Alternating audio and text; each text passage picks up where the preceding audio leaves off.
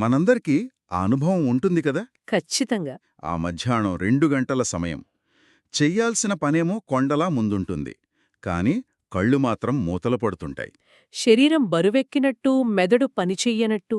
అదే. ఆ బద్ధకం, ఆ నిద్రమత్తు. దీనికి మనం రకరకాల పేర్లు పెట్టుకుంటాం. ఈరోజు మనం ఈ బద్ధకం అనే శత్రువు మీద ఒక లోతైన విశ్లేషణ చేద్దాం. హ్మ్, మనకు ఆధారం పురాతన బౌద్ధ గ్రంథాలు. ఈ విశ్లేషణలో థీనా మిథ్ధా అని పిలిచే ఈ మానసిక స్థితి వెనుకొన్న కారణాలేంటో తెలుసుకుందాం.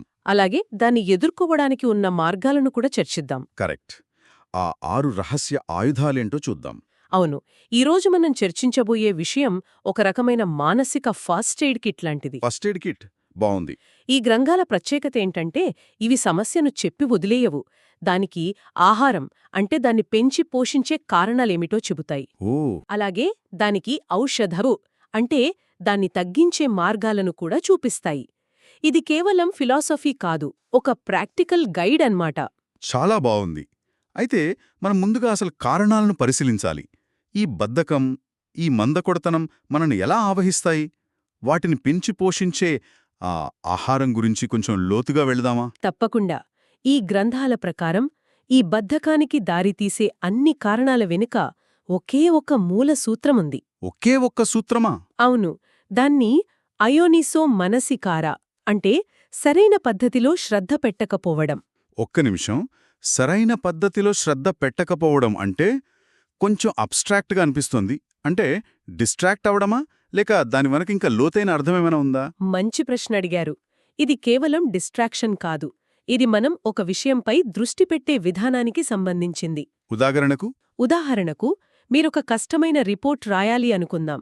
అయోనిసో మనసికారా అంటే ఆ పని పూర్తి చేస్తే వచ్చే సంతృప్తి గురించి ఆలోచించడం మానేసి అయ్యో, ఇదెంత బోరింగ్గా ఉంది, ఎప్పుడు పూర్తవుతుంది అని ఆలోచించడం. కరెక్ట్. ఆ పనిలోని నెగటివ్ అంశంపైనే దృష్టి పెట్టడం. అలా చేయడం వల్ల మనసుకి ఆ పని మీద విరక్తి పుడుతుంది. దీన్నే మొదటి కారణంగా చెప్పారు అరతి అంటే చేస్తున్న పని మీద ఆసక్తి లేకపోవటం, విసుగు. అర్థమైంది. అంటే మనం ఒక పనిని ఎలా చూస్తున్నామనే దానిపై ఆధారపడి ఉంటుందన్నమాట. ఆ విసుగు మొదలవ్వగానే ఇక మన బ్రెయిన్ ఆ పని నుండి తప్పించుకోవడానికి దారులు వెతుకుతుంది. ఖచ్చితంగా. అప్పుడు వెంటనే ఫోన్ పట్టుకుని సోషల్ మీడియా చూడటం మొదలుపెడతాం. మీరన్నది అక్షరాలా నిజం. ఆ సోషల్ మీడియా స్క్రోలింగ్ ఈనాటి అరతికి సరైన ఉదాహరణ. ఇక రెండవ కారణం తండి. ఇది పూర్తిగా శారీరకమైనది. అంటే శరీరం బరువుగా, జడంగా అనిపించడం. ఓకే. మూడవది విజంబిత అంటే ఆవలింతలు రావడం, ఒళ్ళు విరుచుకోవడం. ముఖ్యంగా కదలకుండా ఒకేచోట కూచుని చదువుతున్నప్పుడు లేదా ధ్యానం చేస్తున్నప్పుడు ఇది ఎక్కువగా కనిపిస్తోంది. ఇక 4వ కారణం గురించైతే ప్రత్యేకంగా చెప్పక్కర్లేదు. భోజనం చేసిన వెంటనే వచ్చే నిద్రమత్తు. దీనికి బలైపోని వారుండరు. నిజమే, దాన్ని భత్త సమదో అంటారు. కడుపు నిండా భోజనం చేశాక వచ్చే మగత అనమాట. ఆసక్తికరమైన విషయమేంటంటే ఈ మూల గ్రంథాలు కేవలం అతిగా తినడం గురించే చెబుతున్నాయి. మనం తినే కార్బోహైడ్రేట్స్ లేదా షుగర్ గురించి కాదు. అంటే ఆహారం రకం కన్నా పరిమాణం ముఖ్యమని వాళ్ళుద్దేశం కావచ్చు. అవును, శరీరం యొక్క శక్తి అంతా జీర్ణక్రియ వైపు వెళ్లడంతో మెదడు చురుకుదనం కోల్పోతుంది.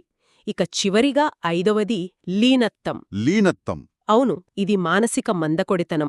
మనసు కుంచుకుపోయి ఆలోచనలు నెమ్మదించి ఒక రకమైన మానసిక పొగమంచు కమ్మినట్టు అనిపిస్తోంది. ఈ 5 కారణాలు గురించి వింటుంటే ఇవన్నీ ఒకదానికొకటి ముడిపడి ఉన్నట్టనిపిస్తోంది. నిజమే.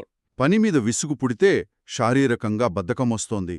కదలకుండా కూర్చుంటే ఆవలింతలు వస్తాయి. అతిగా తింటే శారీరక, మానసిక బద్ధకం రెండూ వస్తాయి. ఇదొక విషవలయంలా ఉంది. అవును, ఇదొక విషవలయమే. ఈ 5 ఆహారాలు మనలోని బద్ధకాన్ని పోషిస్తూ ఉంటాయి. వీటిని గుర్తించడమే ఈ సమస్యను పరిష్కరించడంలో మొదటి అడుగు. ఓకే. ఈ బద్ధకాన్ని పెంచే 5 కారణాలు వింటుంటే కొంచెం నిరుత్సాహంగా ఉంది. ఎందుకంటే అవన్నీ నా జీవితంలోనూ కనిపిస్తున్నాయి. ఇదొక ఊబిలా అనిపిస్తోంది. దీనుండి బయటపడే మార్గం ఉందా? దీనికి విరుగుడు గురించి ఈ గ్రంథాలు ఏం చెబుతున్నాయి? తప్పకుండా ఉంది. సమస్యకు కారణం అయోనిసో మనసికారా లేదా తగని శ్రద్ధ అయితే పరిష్కారం యోనిసో మనసికారా అంటే తగిన శ్రద్ధ. కరెక్ట్. అంటే మన శక్తిని, మన ప్రయత్నాన్ని సరైన పద్ధతిలో ఉపయోగించడం. దీనికోసం విరియా అని పిలువబడే 3 దశల శక్తిని ఉపయోగించాలని ఈ మూలం చెప్తోంది. 3 దశల శక్తా ఆసక్తికరంగా ఉంది. అది ఎలా పనిచేస్తుంది? దాన్ని మన రోజువారీ జీవితంలో ఎలా అప్లై చేసుకోవచ్చు? దీన్ని అర్థం చేసుకోవడానికి ఒక మంచి ఉదాహరణ తీసుకుందాం. మీరు రోజూ జిమ్కి వెళ్లాలని నిర్ణయించుకున్నారనుకుందాం. సరే. మొదటి దశను ఆరంభధాతు అంటారు. అంటే ప్రారంభ శక్తి. ఓకే. బద్ధంగా మంచం మీద పడుకున్నప్పుడు సరే లేచి బట్టలు మార్చుకుందాం అని నిర్ణయించుకుని ఆ జిమ్ షూస్ వేసుకోవడానికి అవసరమైన మొదటి స్పార్క్. ఆ మొదటి ప్రయత్నం. అవును, అదే ఈ శక్తి.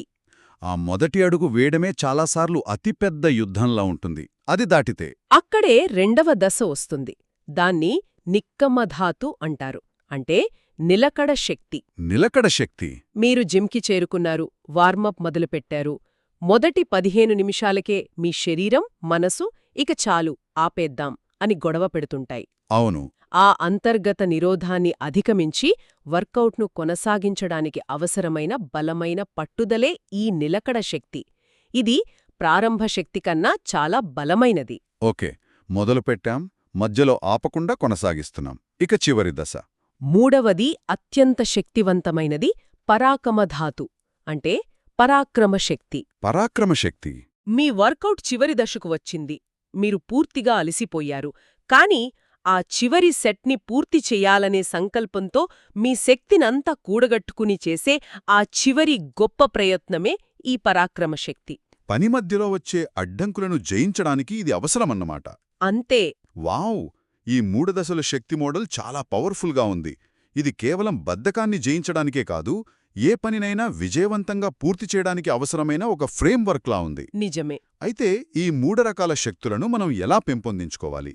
ప్రతి దశకు ఏమైనా ప్రత్యేకమైన మైండ్ సెట్స్ అవసరమా? ఈ గ్రంథాలు నేరుగా ఈ శక్తులను ఎలా పెంపొందించుకోవాలో చెప్పకపోయినా, ఈ శక్తులను ఆచరణలో పెట్టడానికి, బద్ధకాన్ని తరిమికొట్టడానికి 6 నిర్దిష్టమైన ఆచరణాత్మకమైన పద్ధతులను సూచిస్తున్నాయి. ఓకే.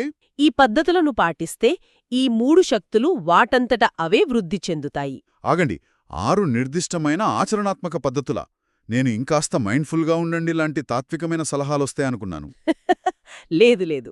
ఇది నేను ఊహించిన దానికంటే చాలా ప్రాక్టికల్గా ఉంది. ఏమిటవి?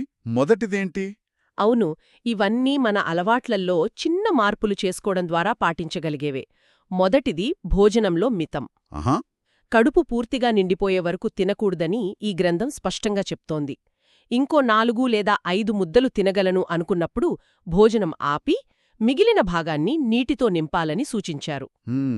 అతిగా తినడం వల్ల కలిగే బద్ధకాన్ని ఒక భారీ ఏనుగు మన శక్తిని అణిచివేసినట్లుగా పోల్చారు. వావ్! ఆ పోలిక చాలా పవర్ఫుల్గా ఉంది. ఇక రెండవ పద్ధతి? రెండవది భంగిమలను మార్చడం. నాకు ఇది చాలా రిలేటబుల్గా అనిపిస్తోంది. అవును. నేను రాస్తున్నప్పుడు గంటల తరబడి ఒకే భంగిమలో కూర్చుండిపోతాను. అప్పుడు ఎందుకు ఇంత నీరసంగా ఉందో అని ఆశ్చర్యపోతాను. నిజమే. మూలగ్రంథం చెబుతున్నదేమిటంటే, ఒకే భంగిమలో కూర్చున్నప్పుడు నిద్ర వస్తే లేచి నిలబడండి లేదా కాసేపు అటూ ఇటూ నడవండి. ఇది శరీరంలో రక్త ప్రసరణను మెరుగుపర్చి మత్తును వదిలిస్తుంది. అంటే ఒక పురాతన ఎర్గనామిక్ సలహా లాంటిది. అంతే. మూడవది కాంతికి సంబంధించింది. కాంతిక? అవును, దాన్ని కాంతిని వీక్షించడం లేదా ఆలోక సన్నా అంటారు. పగలైతే సూర్యరశ్మిని, రాత్రైతే చంద్రకాంతిని లేదా ఏదైనా దీపం వెలుగును చూడాలి. దీని వెనుక సైన్స్ ఏమైనా ఉందా? ఉంది. దీని వెలుక ఒక సింపుల్ బయలాజికల్ హ్యాక్ ఉంది. మన మెదళ్ళు వెలుతురును చురుకుదనంతో, పగటి సమయంతో ముడిపెడతాయి. ఓకే. మీరు ప్రకాశవంతమైన కాంతిని చూసినప్పుడు మీ మెదడుకు హే, ఇది మేల్కొని చురుగ్గా ఉండాల్సిన సమయం అని ఒక బలమైన సిగ్నల్ పంపుతారు. ఆ మానసిక పొగమంచును తొలగించడానికి ఇదొక స్విచ్ లాంటిది. నాలుగవది మన పరిసరాలకు సంబంధించింది. బహిరంగ ప్రదేశాలలో ఉండటం. అవును.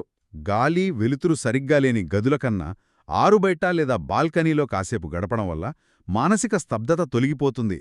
ఇది నిజమే. వర్క్ ఫ్రం హోం చేస్తున్నప్పుడు ఇది చాలా ముఖ్యం. కరెక్ట్. ఇక ఐదవది మన సాంగత్యం గురించి. దానిని మంచిని స్నేహం లేదా కళ్యాణమిత్తత అంటారు. అంటే మంచి ఫ్రెండ్స్తో ఉండటం. అవును.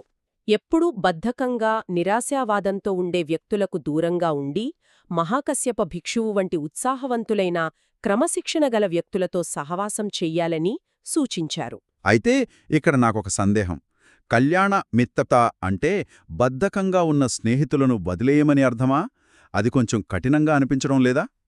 బహుశా ఆ స్నేహితుడు ఏదైనా కష్టకాలంలో ఉండి అలా ప్రవర్తిస్తున్నాడేమో. ఇది చాలా ముఖ్యమైన ప్రశ్న.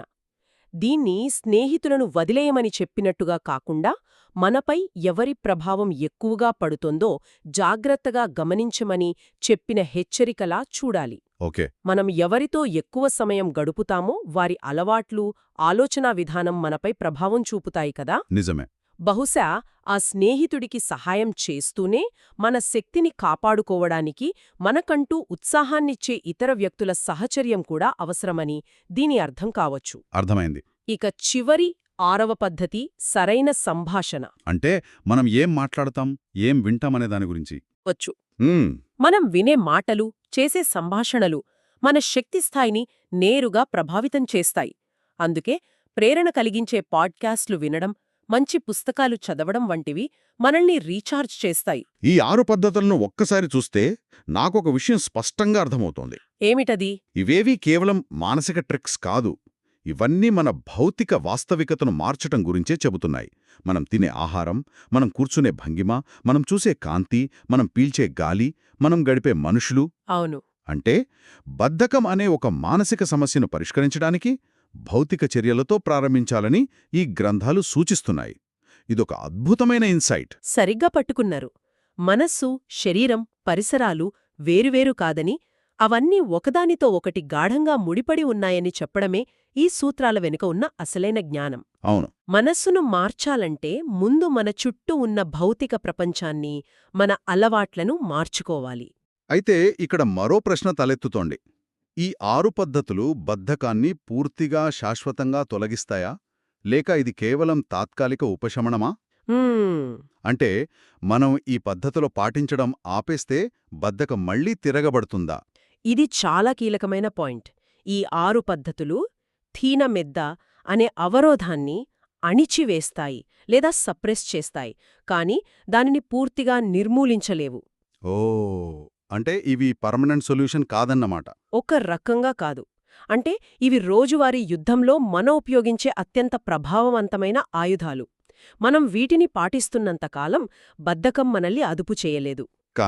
కానీ మనం అజాగ్రత్తగా ఉంటే ఆ 5 ఆహారాలు దానికి మళ్లీ బలాన్నిస్తాయి. అది మళ్లీ తలెత్తే అవకాశముంది. అంటే ఇవి ఫస్ట్ ఎయిడ్ లాంటివన్నమాట.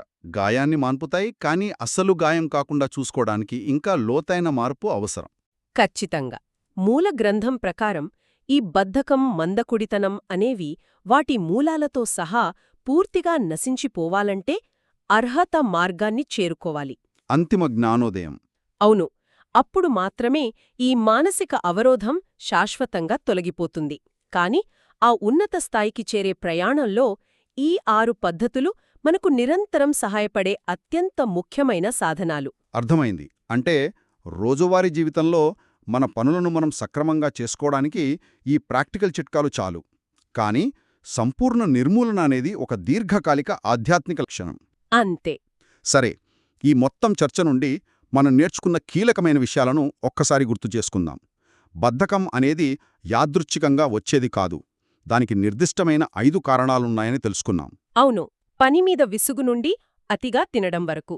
అలాగే దాన్ని ఎదుర్కోవడానికి ఒక పవర్ఫుల్ 3 స్టెప్ ఎనర్జీ ఫ్రేమ్వర్క్ ఉందని చూశాం. పనిని మొదలుపెట్టే శక్తి, మధ్యలో కొనసాగించే శక్తి మరియు పట్టుదలతో పూర్తి చేసే శక్తి, ఆ 3 దశలను అర్థం చేసుకోవడం చాలా ముఖ్యం. అన్నిటికన్నా ముఖ్యంగా భోజనం దగ్గర్నుండి మన స్నేహితుల వరకు 6 ఆచరణాత్మక మార్గాలు మన చేతిలో ఉన్నాయని తెలిసింది. భంగిమ మార్చటం, కాసేపు వెలుతురులో నిలబడటం వంటి చిన్న చిన్న మార్పులు కూడా మన శక్తిస్థాయిపై ఎంత పెద్ద ప్రభావం చూపుతాయో అర్థమైంది. అవును. ఇవన్నీ మనం రేపటి నుండే మన జీవితంలో అమలు చేయగల సూచనలు. నిజమే. అయితే ఈ మూల గ్రంథాలు ప్రధానంగా ధ్యానం చేసే భిక్షువులకు శక్తిని ఎలా నిర్వహించాలో చెప్పడానికి ఉద్దేశించినవి. కానీ ఇది మనందర్నీ ఒక ముఖ్యమైన ప్రశ్న అడిగేలా చేస్తోంది. అదేమిటి?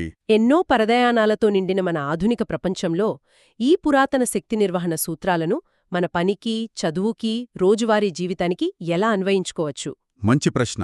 మన డిజిటల్ అలవాట్లు, ఆ నిరంతరం వచ్చే నోటిఫికేషన్లు, సోషల్ మీడియా ఫీడ్స్, ఇవి ఏ ఆహారానికి ఎక్కువగా బలాన్నిస్తున్నాయి? ఇది అరతి యొక్క కొత్త రూపమా లేక లీనత్వం యొక్క డిజిటల్ వర్షనా? దీని గురించి ఆలోచించడం మనందరికీ ఎంతో అవసరం.